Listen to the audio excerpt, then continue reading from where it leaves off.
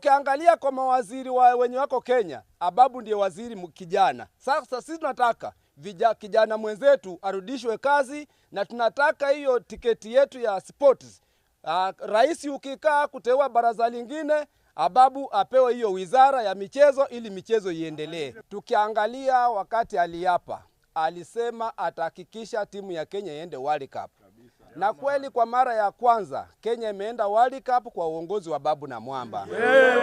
Ukiangalia kwa mawaziri wenye wako Kenya, Ababu ndiye waziri kijana. Sasa sisi tunataka kijana mwenzetu arudishwe kazi, na tunataka hiyo tiketi yetu ya sports.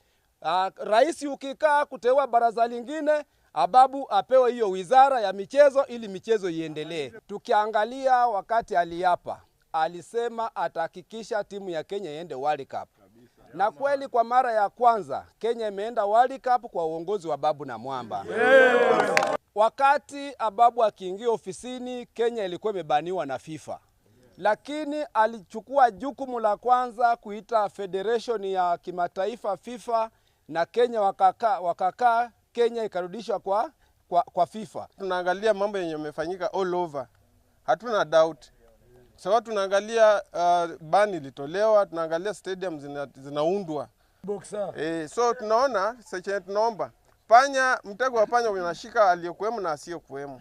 But in this case, tafadhali Mr. President, we love you.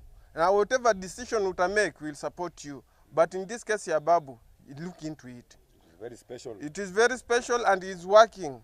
And he's working according to agenda that we presented to the wananchi.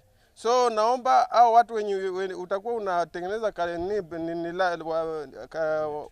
cabinet ingine, you consider Ababu na umrudishie hiyo kiti, kwa sababu yeye ndiye anaweza fanya vizuri sana. Sisi tunasema tunataka Ababu. Juu ya Ababu akitolewa majamaa, sasa sisi youth man tutaenda wapi majamaa? Juu ya Ababu huyu Ababu amefanya sisi kama maboxer. Sasa sisi ni maboxer wa BS. Imefanya sisi maboxer tunaenda mbali, tunataka tukuze talent yetu. Na sasa mkishatoa Ababu atatujua aje? Ababu anatutambua sisi. Ama niaje youth man? Sasa sisi kama Gen Z na request Ababu, sawa? Tulitaka watoe wale waziri ambao hawafanyi kazi. Na kwa wale waziri ambao hawafanyi kazi, kwa sababu rais uliamua ya kwamba unafuta wote. Na kwa sababu ya wewe kufanya hivyo, sisi kama Gen Z hatuwezi ingilia. Sisi tunasema tunakusupport so long as unafanya the right thing. Sisi kama Gen Z wa Busia na Kenya mzima, tunaweza sema kama ni rais kufuta ni waziri, sisi hatupingi, kwa sababu hatuwezi pia pinga serikali sana. Lakini tunaongelea mambo na sports. Wakati unafuta minister mwenye ana act, mwenye amefanya kazi yake kwa bidii na ameonyesha kwamba ako na nia kufanya kazi, unatuua sisi kama vijana.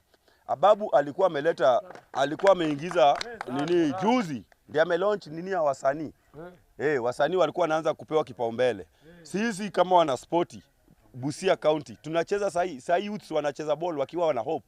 Wanajua ya kwamba kuna at least penye wanaweza enda. Sports za shule zimeimarika kwa sababu ya minister. Tumekuwa na ban. Ababu ametoa ban. Ni nini Ababu hajafanya? Yenye inafanya sasa under 20, under 16, under Ababu arudi ofisi.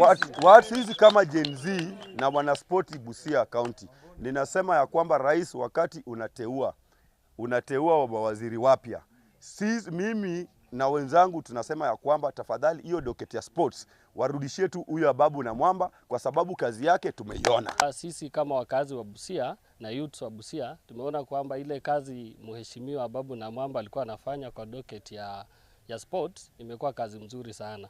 Tukiona kwanza timu ya under 17 wasichana inaenda kushiriki dimba la dunia mwezi wa Oktoba.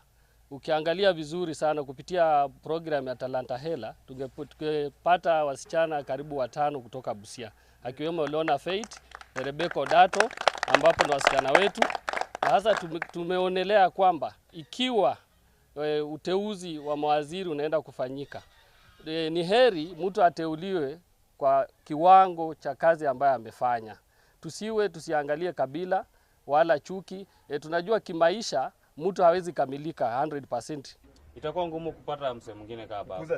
Rudisha Ababu na Mwamba. Mr. President, we beg you, we request, tulete Ababu na Mwamba tena bro.